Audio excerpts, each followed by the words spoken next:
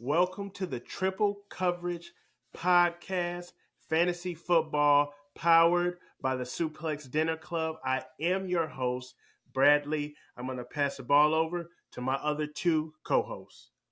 What up? It's your boy Eric, and we're disappointed this week. We don't need to be winning games in Travis Hunter sweepstakes, and yet here we are winning games in the Travis I Hunter know. sweepstakes. I know. I'm gonna toss it on over to my boy Zach. Um, Good news is that he might fall to you because the other two teams ahead of you right now need a QB coming out of this draft. So I think you might still be okay if you just stick right there at third. Don't win any more games. Don't let your coach get all excited about winning. Happy to be back, guys. Yes, happy to Yes. have you back as well. Truly, the Triple Coverage Podcast is really a strong unit when all three of us is here rocking and rolling. And Zach, listen, we did predictions at the beginning of the season. You weren't here last time we recorded, but we got to shout out the Atlanta Falcons. You guys have been pulling off some games that we predicted that you guys could possibly win this season, and you have. You are in a prime position to not only make the playoffs, but you guys are competing. You guys are number one in the NFC South, correct? We are, yeah, by 3 games. Yes. Yeah. Number one in the NFC South. Um, Thank goodness to Bijan Robinson, and I said this. If you guys go back, roll the footage, I said it. Bijan. He is rocking and rolling, hitting on all cylinders. And surprise, surprise, Mooney has been balling. He has been balling. And Yeah. Mooney was a free agent in my league. A guy picked him up, got quality points out of Mooney. Unfortunately, he was unable to do anything else with his roster. So he dealt Mooney away. Fair enough. So yeah, but let's get into it because we got a couple of things that I want to talk about today. And number one, I have to talk about the Dallas Cowboys. Now, I'm not your traditional hater of the Dallas Cowboys. I'm not the traditional basher of the Dallas Cowboys, but we have to talk about Dallas. What the hell is going on? And also, I said it, and this was earlier again in our podcast. Are they in the Shador Sanders sweepstakes? What do you think, Zach? What do you think about Dallas and where they're going to be at? Because it looks like they're primed to have a top 10 draft pick. Yeah, it kind of looks like they're right there in that running. I don't know if Shador is the answer for them. They just paid Dak. So I think Jerry Jones is going to double down on his investment of being a shitty owner and kind of just load up on some other areas that they need work in. There's some really, really good receivers in this draft. I think they'll be right there in that Luther Burden conversation.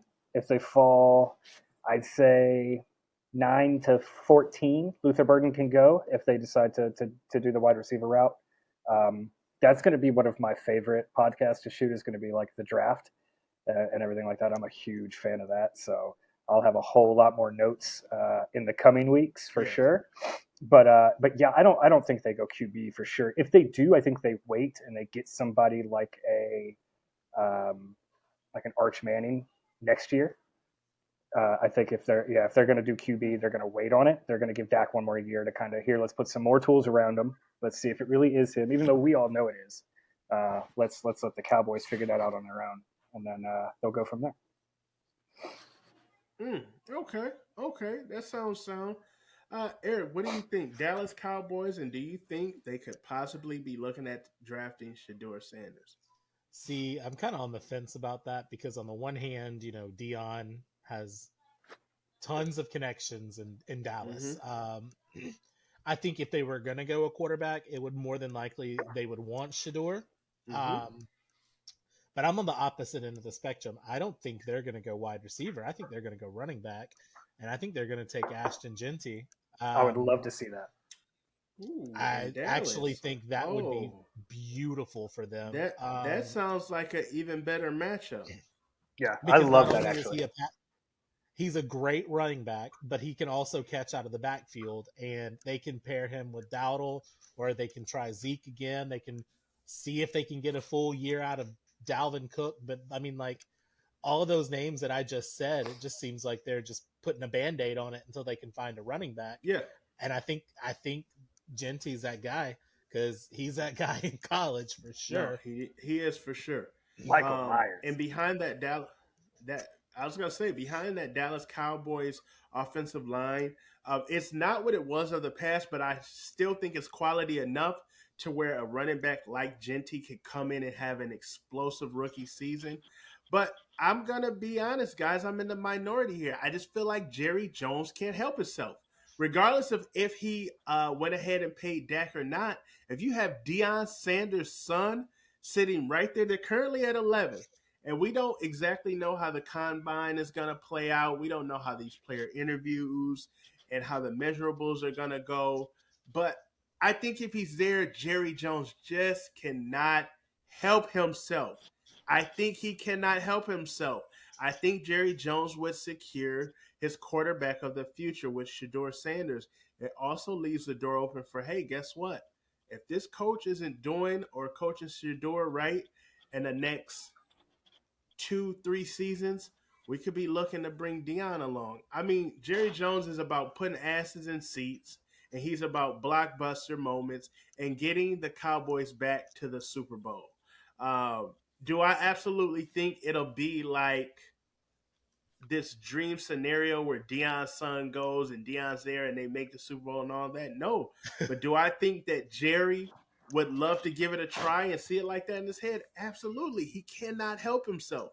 We know Jerry Jones, he's impulsive. He cannot help himself. And when he wants something, he go gets it in football. That's one thing I will say about Jerry that I appreciate when it comes to him. When he wants something, he'll go get something. And don't take off the table Dak being on the move. I don't know where Dak would go, who would pick that contract up. Yeah, But again, You couldn't pay me to take that contract. yeah. I mean, desperation is the only word that comes to mind if another team were to pick him up with that kind of contract. I don't see anybody in the next couple of years being that desperate other than the Dallas Cowboys. That's Oakland. So, Or oh God, Vegas. no, We yeah, keep calling Vegas, them yeah, no, Oakland for well, whatever it's reason. okay. It's what it was for Vegas, 30 years of our lives. and then I'll be honest, we got to see how the end of the season play out with our boy Anthony Richardson. Colts could be in the they could be in the running for a quarterback too. If Anthony Richardson doesn't come along like how the Colts expected, he's still on a rookie deal. Dak is more proven. If there's an opportunity and it makes sense, I mean, don't rule them out in Indianapolis. You're sending them all the way to the AFC, so you don't have to deal with them in terms of that competition. Also, I mean, I don't know if Cleveland would take Dak, but I'm pretty sure they're looking to get rid of Deshaun Watson here uh, shortly, just because of everything that has been going on in regards to his allegations, unable to stay healthy, unable to be effective when he's out there. Um, Once a kid with great potential, and now it looks like his career is, I don't know, it looks like he's about to be on the outs, man, in terms of professional football.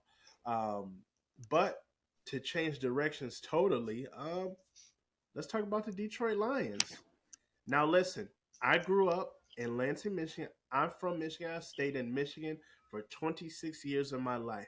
I've never, ever been a Detroit Lions fan, never. But a majority of my family is Lions fans. My cousin is a season ticket holder. Um, a guy who I would consider uncle is a longtime Lion fan.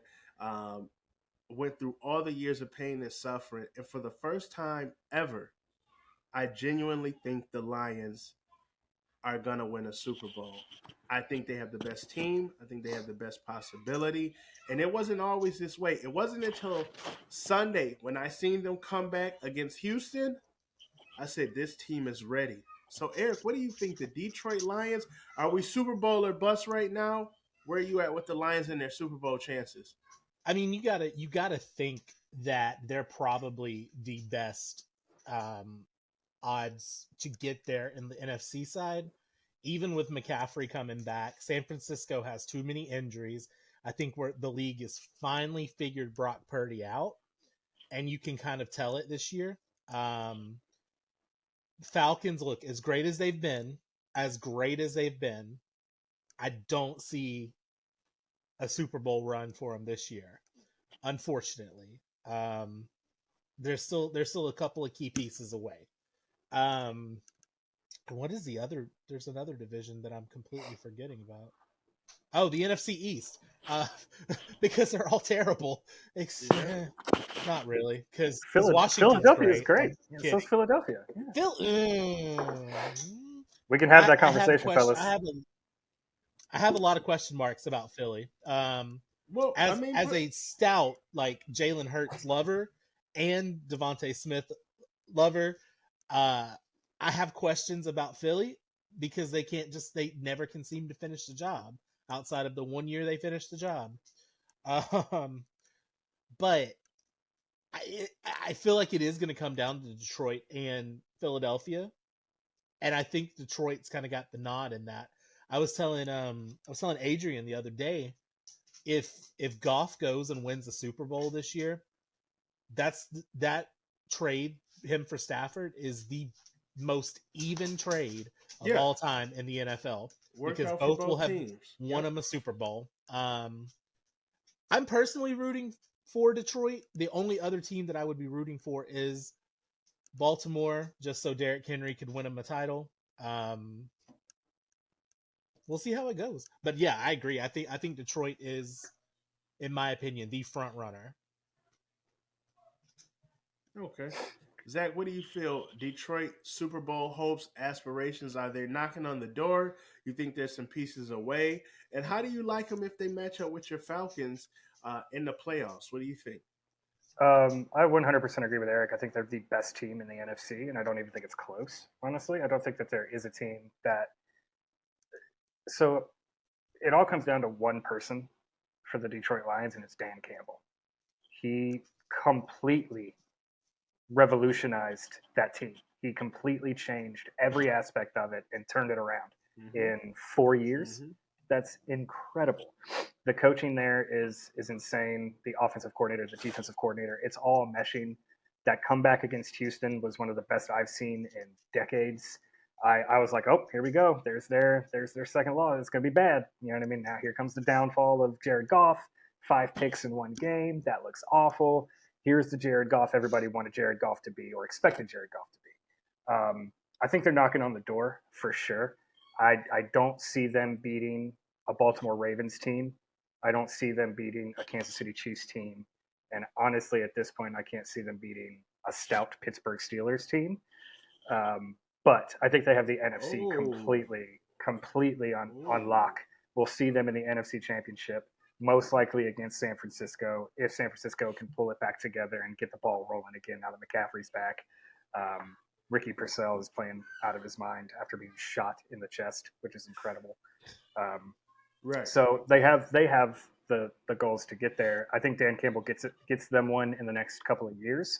I think if they add one more really sturdy wide receiver to help out Amon Ra, I don't think it's Raymond. As good as Raymond's been playing, I think it's just because he's there. If Laporta can stay healthy, that's an incredible piece for them to have. And that backfield is probably the best in NFL And right now. JMO If too. Jameson can stay on the If field, Yeah, yeah, if he can, if he doesn't go to jail, yeah, sure, right. If he yeah, can string yeah. together just a great back half of this season, then they're there.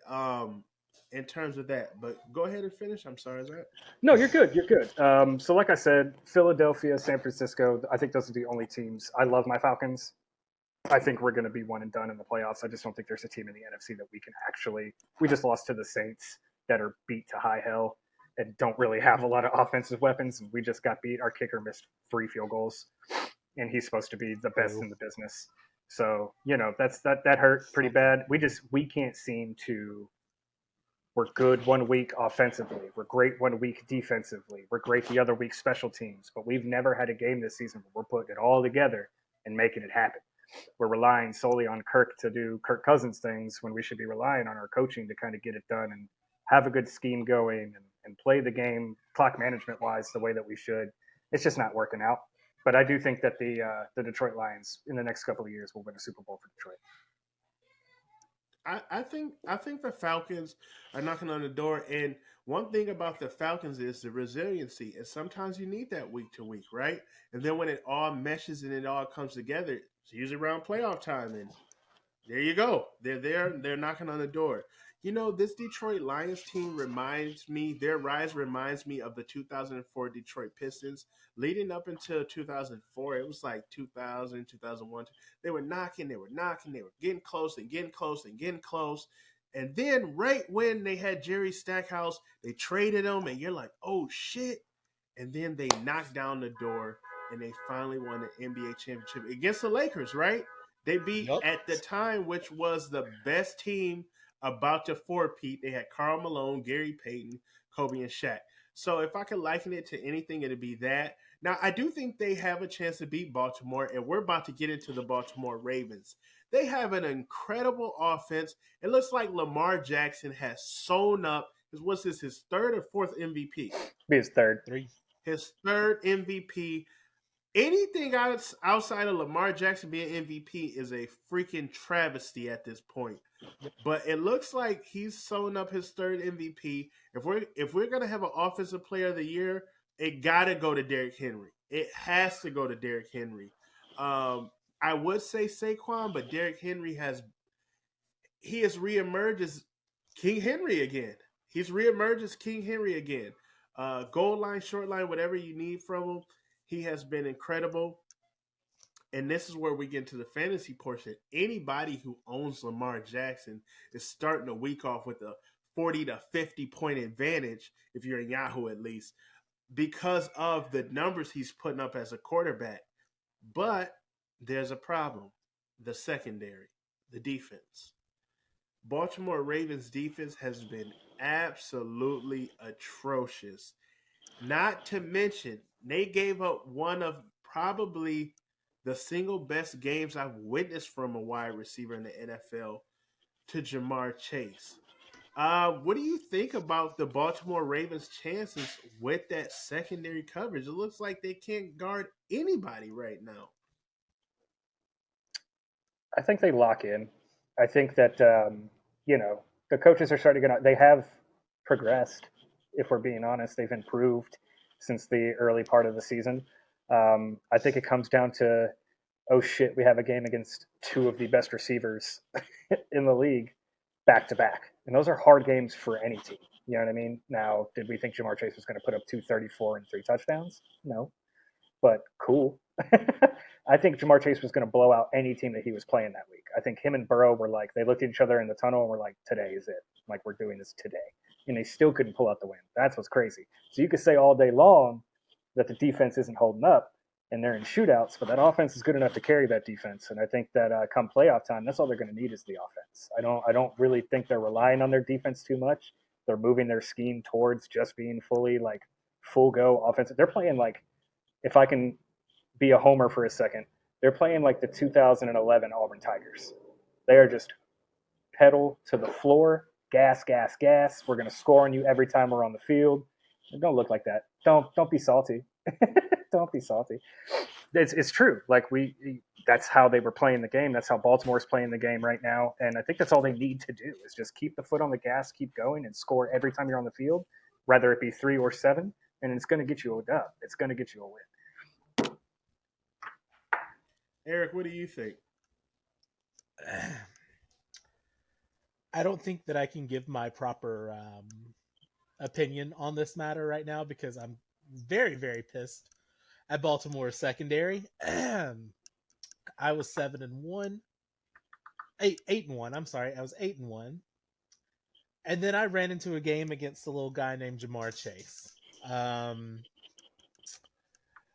I lost by 50 points.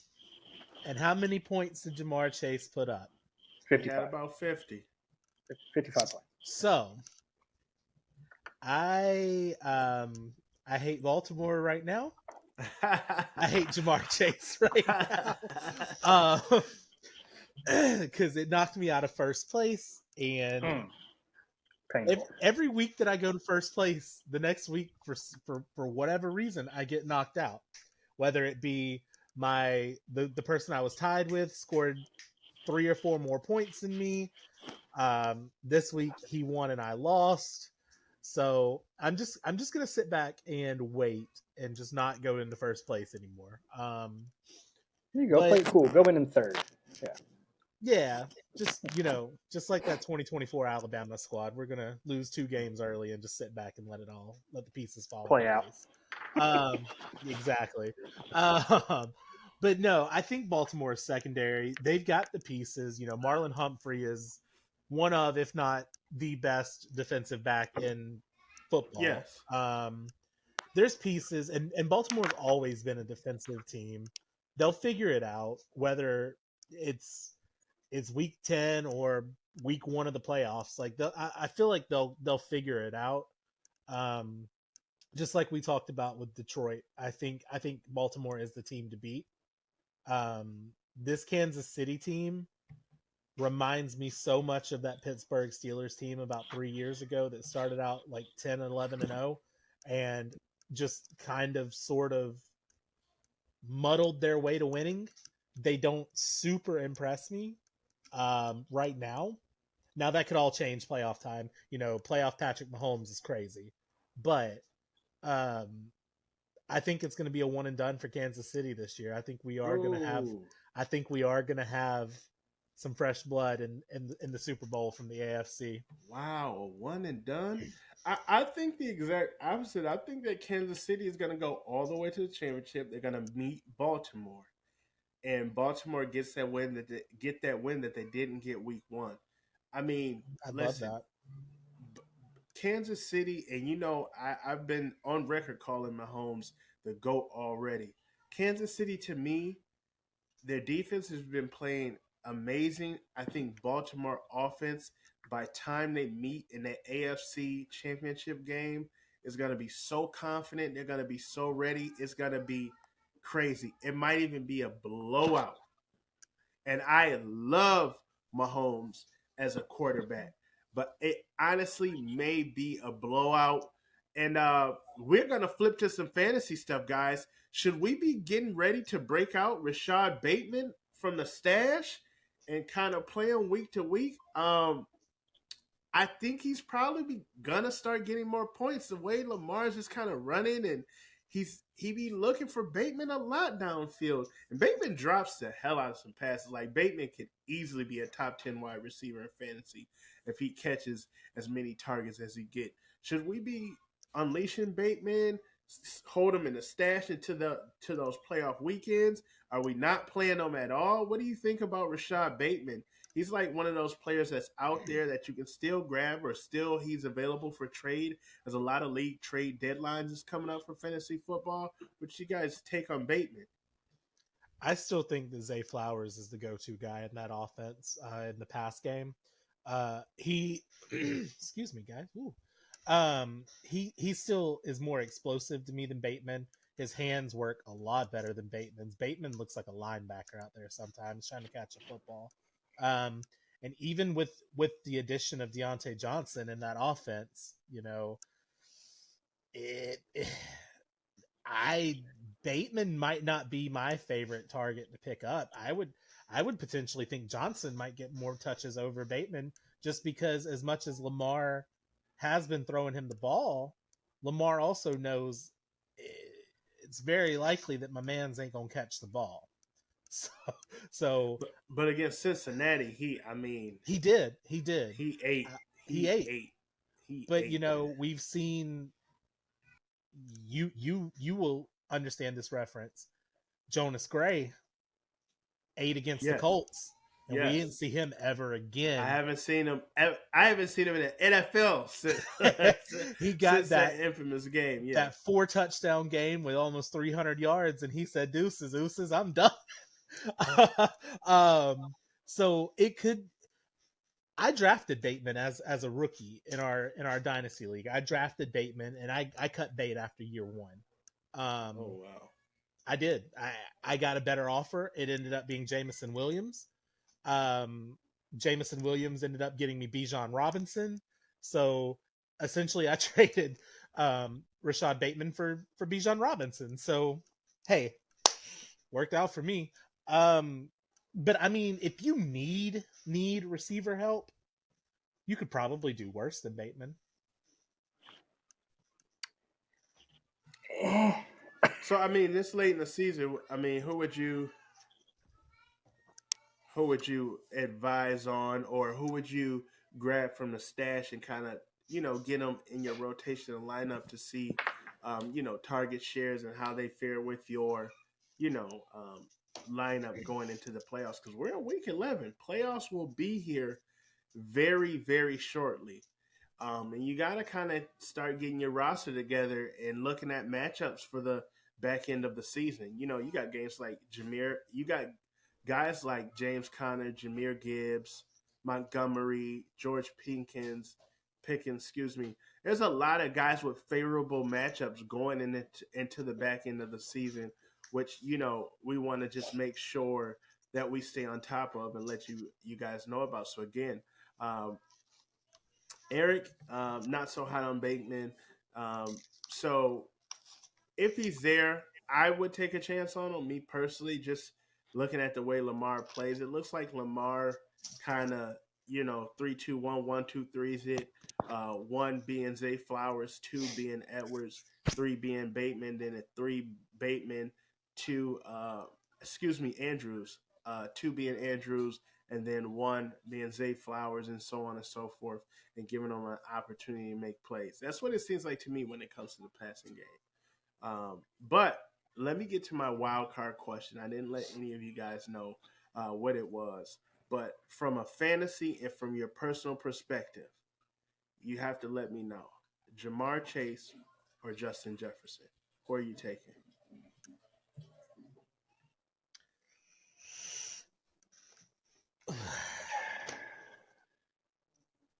Jamar Chase. JJ. The way, okay, yeah, the way that Burrow's playing right now, the way the connection that they have, I think they ignite it all throughout the rest of the season. Yeah, if you're asking me, rest of season, who am I taking? I'm taking Jamar Chase for sure. In terms of rest of season, yeah, just because I think Darnold's coming back to earth. I think Jamar for rest of season, yeah, but just in terms of sheer ability, I I'm Team J Jetta all the way, bro.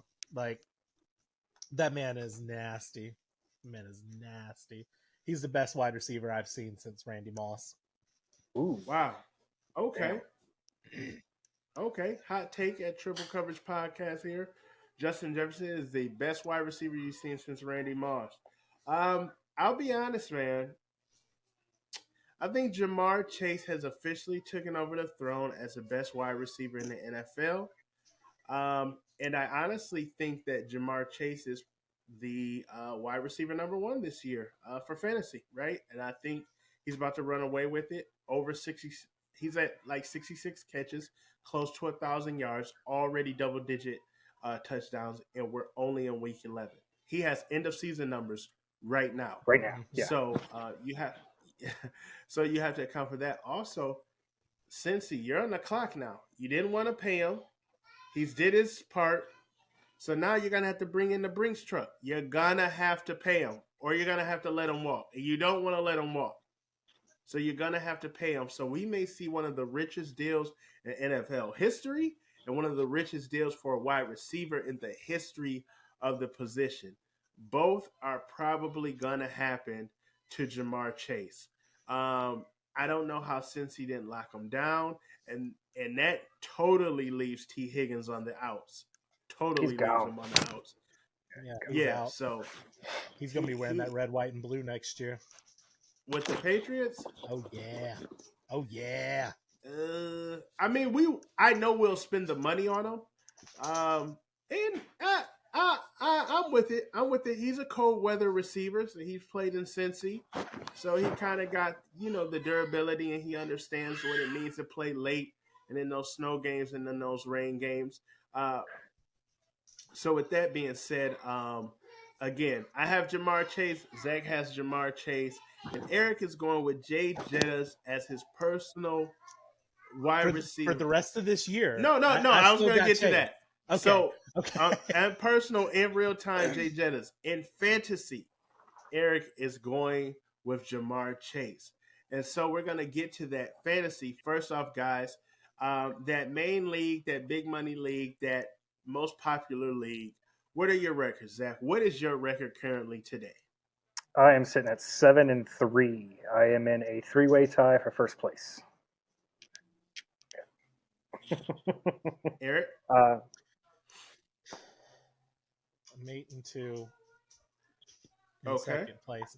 But since we're talking, I said I had a trade offer that I wanted to talk live on air with you guys. Okay. Let's hear it. I put out a feeler a couple weeks ago that I needed to trade a running back for a wide receiver after I traded all of my wide receivers. Somebody bit and offered me a trade today. So I would trade my Josh Jacobs for his Josh Downs. Now, without Josh Jacobs, my running back stable looks like Kareem Hunt and Isaiah Pacheco, Ramondre Stevenson and Bijan Robinson. In terms of wide receivers, I have Devontae Smith, DeAndre Hopkins, Demario Douglas. I just picked up Marquez Valdez-Scantling. I have Jalen Tolbert. I have Jalen Coker on a bye. And I have Adonai Mitchell, who finally started looking solid. And I picked up Vale from Denver because he looked like he had a pretty solid game. So I feel like Josh Downs would help, but also I don't know if I want to lose those points with Josh Jacobs. So, guys, give me your thoughts. What should I do here? I'll be honest. First off, I wanted to let me just go back. My record in my big money league is 6-3-1. Still have that tie. Secondly, I'm currently in fourth place. And secondly, I need a bigger name at receiver for Josh Jacobs than Josh Downs. And if you're gonna do that, I would maybe try a 2-for-1. Try to get Mooney and some other serviceable piece that you're trying to move for Josh Jacobs for a wide receiver. Ultimately, I'll be honest, I'm not sure if I would even move Josh Jacobs. You can flex him, right? Yeah, I don't really want to move him, but I don't know. I feel like I do need the receiver help. No, you definitely need the receiver help. But my thing would be if I'm moving anybody, Pacheco maybe. yeah, I don't. Yeah. So the And this only is a reason dynasty keeper, right? It's a dynasty, yeah. Mm. I still don't move them. Not for Downs. Not with okay. We got Flacco for 2 weeks. We got Richardson for 2 weeks. We got Flacco for 2 weeks. We got Richardson for 2 weeks. It's just too much inconsistency at the QB that I wouldn't trade for any Colt receiver right now. Not a chance. Especially not for Josh Jacobs when he's coming on a very easy part of their schedule where I think that they come up pretty heavy and they run the ball a lot. I think that he's healthy again. He's going to run the ball a lot. I'd stick with Jacobs. Okay. And I do need the receiver help, but nobody's trying to bite. I did have an offer for Jaden Reed for Josh Jacobs, but I wasn't feeling that one either because we've talked about the fact that you know um, Green Bay's receiving core is a different number one every week, so that doesn't really help me either. I'm wishing that somebody would. I don't mind trading Pacheco, so I'm wishing somebody would bite on Pacheco, but I would need somebody big. Well, see, I think that's I the think you need thing, somebody. right? You're Go ahead. Go ahead, Zach. I was just going to say you need somebody big right now for Jacobs. You know what I mean? Not even for just Pacheco. Like I think for Jacobs is good enough schedule wise that you're going to need a bigger. Like Bradley said, Mooney. I think that is where you start for somebody like Josh Jacobs, right? You start at a Darnell Mooney and work your way up. I think if you didn't already have D Hop, I think that would be the perfect like. I'll give you D Hop for Jacobs straight up, and I think that that's like the only trade that I wouldn't even hesitate on. I'd be like, bet I need a receiver. D Hop is fitting in. He's getting the looks. He's getting the targets. I think that's the perfect trade. But I think you start at Mooney and work your way up. I don't think Downs or any Green Bay receiver or anything like that is worth Jacobs at all. It's fair. It's fair. Yeah, I was just gonna say with Jacobs, if you absolutely want to pull the trigger and trade him, I would even look at Mike Evans. Mike Evans is going to be coming back soon off of a bye. He, whoever have him, if they're looking for running back depth, if you're looking to make a late playoff run, uh, no Godwin. The running game has been great in Tampa Bay. Just last week, what we get 36 points between Bucky Irving and Rashad White. I would go ahead and totally try to pull the trigger on Mike Evans. Not to Good trade. mention, none of those Tampa Bay wide receivers are really doing anything. Yeah. No. None of them. No. None of them. So, That's I actually really, mean, really good.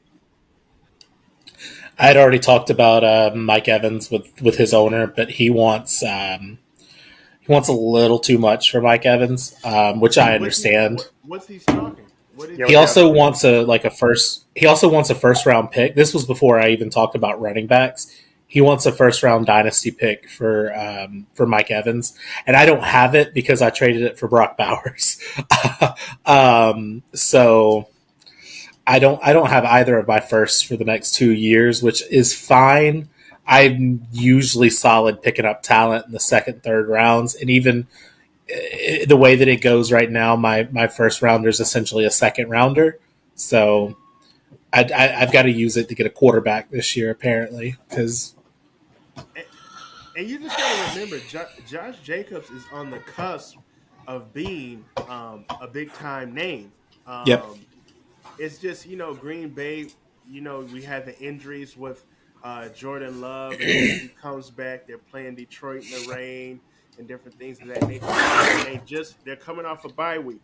So I think this back half of the season lends towards Jacob being a very very key piece for either you or somebody else in that league for fantasy football playoff contention. So I would totally get as much as I can for Jacobs. Josh Down is like I kind of got this rule in my head unless they're like really producing that I'm not going to trade a top talent that I drafted for somebody who was on the waiver wire. That's kind of how I think. fair. It could be vain of me. That's kind of how I think. And if I do, I kind of try to gauge the value as such. Speaking of trades, I just did a trade yesterday. I was able to trade Chris Olave off the IR for Devontae Adams. Taking a shot here with Adams. Um, what's that, Zach? Go ahead and chime in. I want instant reaction I want based to know off who the the. hell thought. I want to know if I saw that in my inbox. I'd be like, "Are you okay? Like, you all right? Everything good? You got some Yeah, problem at home? What's going on, brother?" I can't believe that person he traded away offered it Devontae to me. Adams. He offered you Devontae Adams for Chris Olave. Oh, Yeah, yeah. Chris Olave's talking about retiring. Does he not read So anything? He's just like, nah, give me so that guy. here here's here Give me that here's guy. what happened. Me and him right after the draft, we traded Ayuk for Olave, and we were like, "Oh, this is gonna be a great trade. This is even. This is right after the fantasy draft." So yesterday, I'm like, "Yo, that trade stunk for the both of us," and he's like, "Yo, Devontae Adams for Olave." And I didn't even say nothing back. I just hit accept. I didn't even want to talk about it because I didn't want him to double. I didn't want him to think about it more than what he just said. So I took advantage of him, on the fly being spontaneous. And I 100% yes, Devontae Adams, and I'm a guy who needs receiver help. I had You got it. Olave and Diggs to start the season. And both of them are out. I did pick up D Hop, who gave me that one great game. He did mid the next following game, but I have no worries that he's going to continue to be a solid producer. Um, I just picked up Devontae Adams. Valdez Scantley, I got him. He had a great game. It looks like he's probably going to be getting the majority of those targets uh, in New Orleans, which could bode well. Not saying he's a great receiver or anything like that, but hey, this is fantasy football. So if you're catching 5 passes, 85 yards, and a touchdown, I'll take it. I'll take it. Um, so yeah, that was the trade I got. And going into week 11, I am ready to rock and roll. with my team. And I want to ask you guys before we get off here, Zach, who are you starting week 11? What does the lineup look like for you? Let me pull it up because it's not exciting. It's not sexy in any way, but it's been doing the job. Uh, my running backs are still probably the best in the league. I'm rocking with Tua at QB just because I had to lay off of T Law. So I got Tua, I got Bijan, Achan, and J.K. Dobbins as my running backs. I'm hurting for receiver right now. I just tried making a couple of trades, nobody bit, but I got DJ Moore and Jalen Waddle. Not the best in the world, but consistent enough to get me to 7-3. And then at tight end, I got Laporta. This week I'm playing Disley. If Laporta doesn't play, I have the Charger to do that. And then I'm stream defenses. I'm playing Houston this week. And then I got Brandon Aubrey at the kicker position. So, I'm 7-3. I'm doing okay. I went to the waivers. The guy I'm playing needed a defense, a kicker, and a running back. I went and stole the top 3 from each of those positions off the waiver, so he could not. And so now he is looking very poor for our matchup this week. Okay. Eric, what about you? What do you have going into week 11? Petty. I love it. I'm also rocking with Tua. Just because he's playing Vegas, I think that's a great matchup for him. And Baker and Geno are both, and Bryce Young, all 3 of my quarterbacks are on buys this week. So then we're rolling with Devontae Smith, DeAndre Hopkins, Pop Douglas, and Valdez Scantling at wide receiver.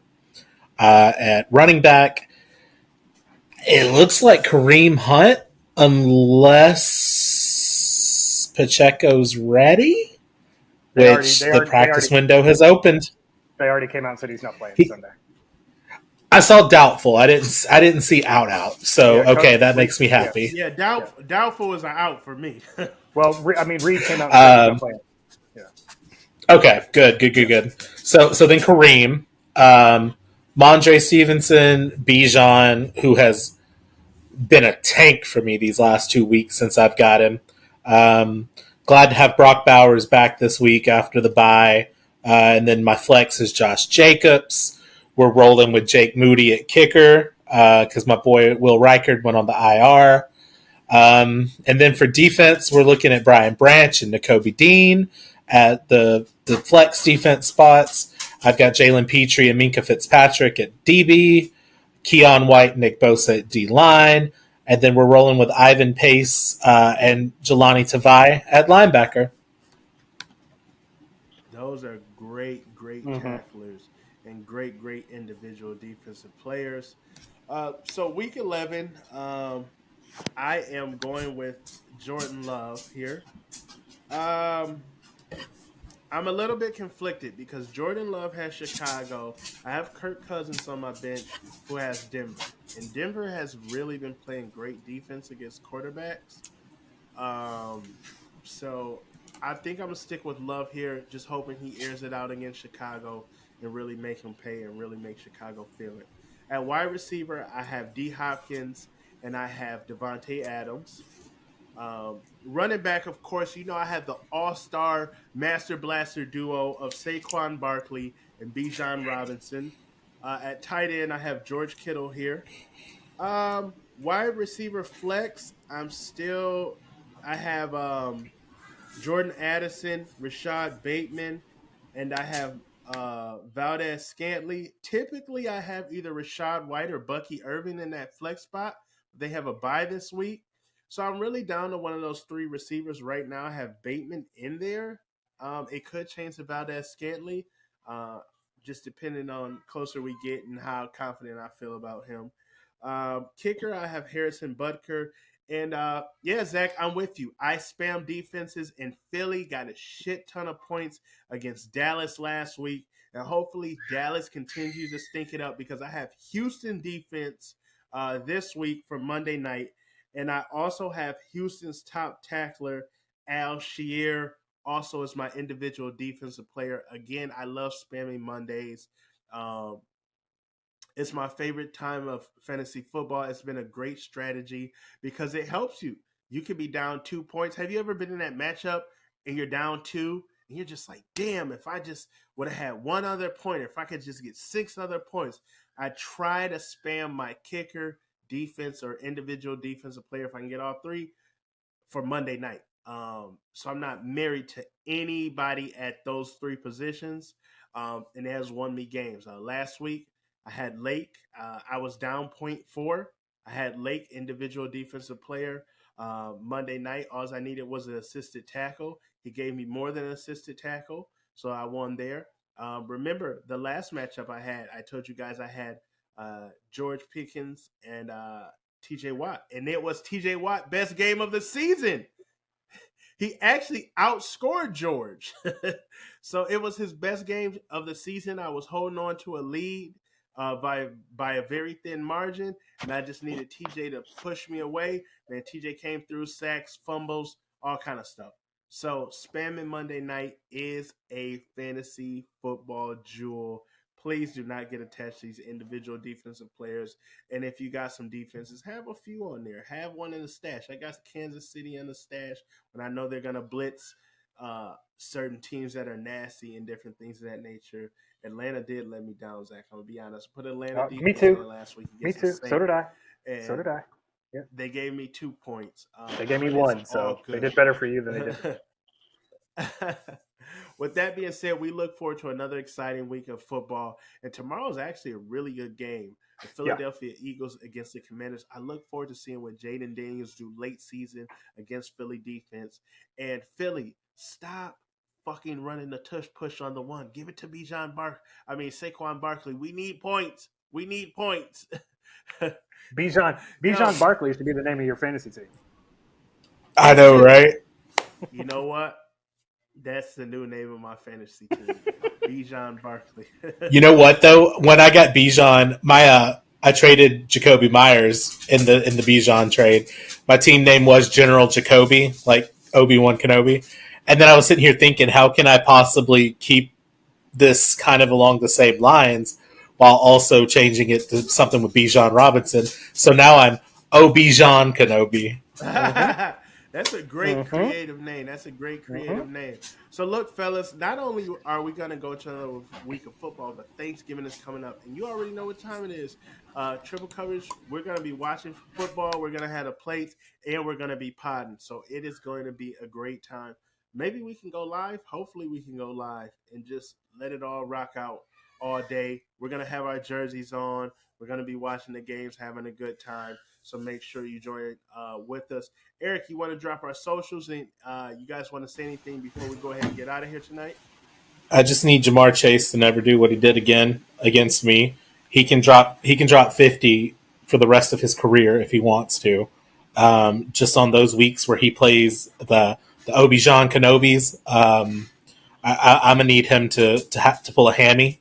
And that's just my diatribe while I'm getting the social pulled up. Our Twitter is 3CoveragePod. Once we get more into the live stuff, we'll drop the Twitch. Insta's doing okay, I think. Zach has that more than me. But yeah, that's all I've got. That's the notes that I've got. Jamar, if you could please never do that against me again, I would be eternally grateful. I told one of my bartenders I would do this on the next pod, so I'm going to shout him out. Shouts out to my boy Emilio playing Joe Burrow, Derrick Henry, and Jamar Chase, and being up 117 before the weekend even started. So shouts out to him for being what I would like to call the fantasy genius for the week.